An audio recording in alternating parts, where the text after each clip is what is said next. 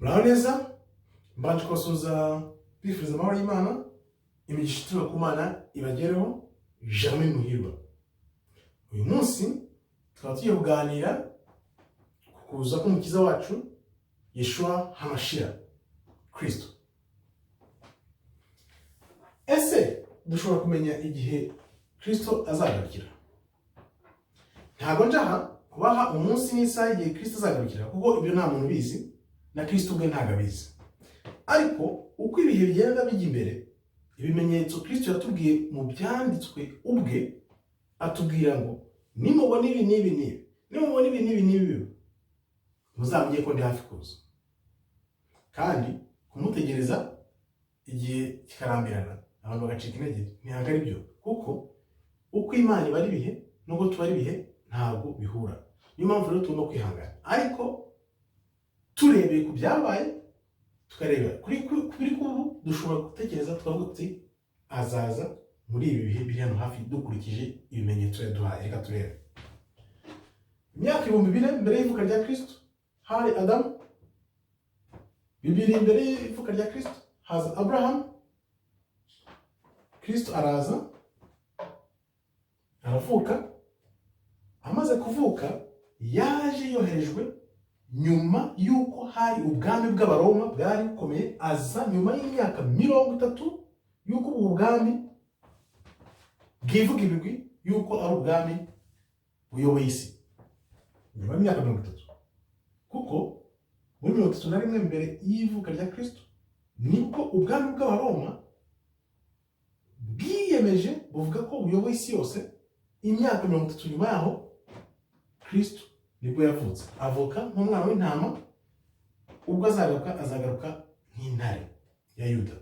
Reka turebe rero aho bihurira n'ibihe turimo turanyura mu ngo. Muribuka neza ko mu mwaka w'2001 nibwo Bush ubwe, igihe ziriya zo muri Amerika zabaga, nibwo yavuze ko batangiye icyo bise New World Order, guverinoma iyoboye isi yose. Nibwo iryo jambo bwa mbere ryasohotse ku mugaragaro, riravugwa muri 2001. Kugira ngo rero Kristo yongere agaruke, nuko hazaba hari ubundi bwami bujya kumera nk'ubwa Roma, buzaba buyoboje abantu n'isi yose inkoni y'icyuma. Bivuze ngo hano kugira ngo Kristo avuke bwa mbere, Imana imwohereze nk'umwana w'intama w'umucunguzi, hari ubwami bw'Abaroma bwari buyoboje isi inkoni y'icyuma bwifashe bunyago. New World Order nayo iri kuza, ni ukuvuga ngo ifite imyaka, hano imaze imyaka 20 mu by'ukuri, kuko kuva muri 2001 kugeza uyu munsi ni imyaka 20. Indi myaka 10 rero isigaye kugira ngo tugere mu 2030, nibwo iyi New World Order izaba igomba kwivuga imyato, ikavuga iti mfasha abantu bose, ndabahinduye ugereranyije n'ibiri kuba byose. Ukibaza n'impamvu biri kuba. Amabwiriza aba ku isi yose atangwa nande, avahe, kugira ngo abantu bagendere mu mujyi umwe, bakora ibintu bimwe, bemere ibintu bimwe. Ibyo bintu byose biva hehe? Bituruka he?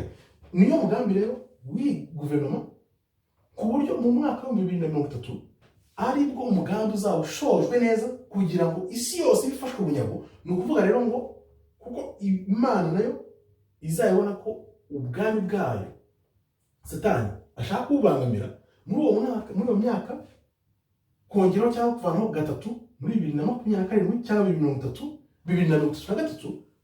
Muri iyo myaka hafi aho ngaho nibwo Kristo ashobora kugaruka, agomba kugaruka.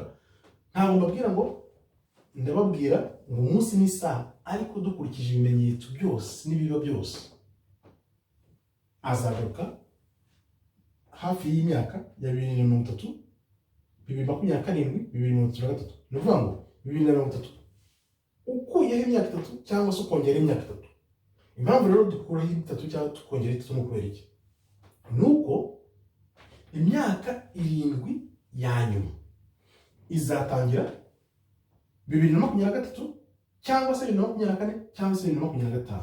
Ya myaka 7 ya nyuma aribwo tuzi ko Antikristo azayobora imyaka 3 ya mbere, agasinya amasezerano, yageramo hagati akayica, agatangira kwirara mu bantu, kugira ngo abashyire ku ruhande rwe, abagire ingazwa mwebwe.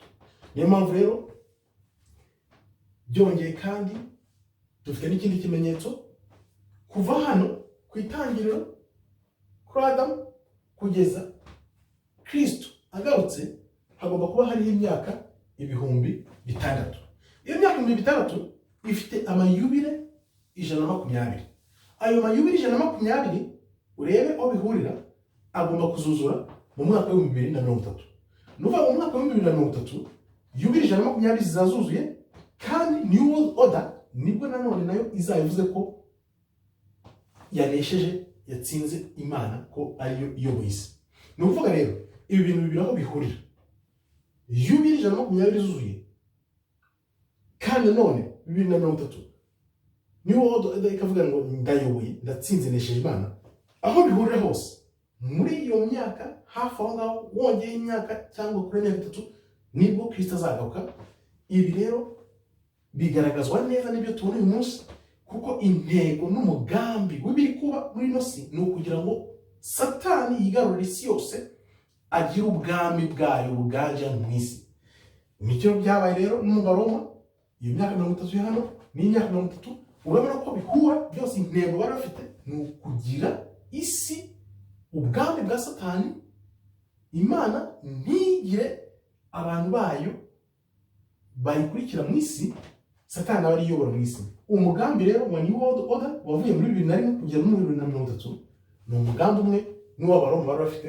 Hano rero nibamara kwirara bavuze ngo twatsinze Imana, nibwo Kristo azagaruka hagati muri iyo minsi, hafi muri iyo minsi. Ubwo uko ibihe bigenda bishira niko tuzagenda tureba noneho tukamenya neza aho ibihe bigeze, kuko nk'igihe wenda kisemo ry'amasezerano Antikristo amaze kugaragazwa, urumva ko noneho nta gushidikanya, kuko amasezerano nasomwa na Antikristo amaze kugaragara, tuzaba tuzi ko turi muri ya myaka 7 ya nyuma.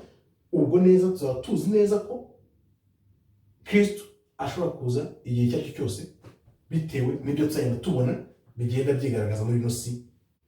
Nyiramaso yerekwa bike, ubundi amaso akibonera.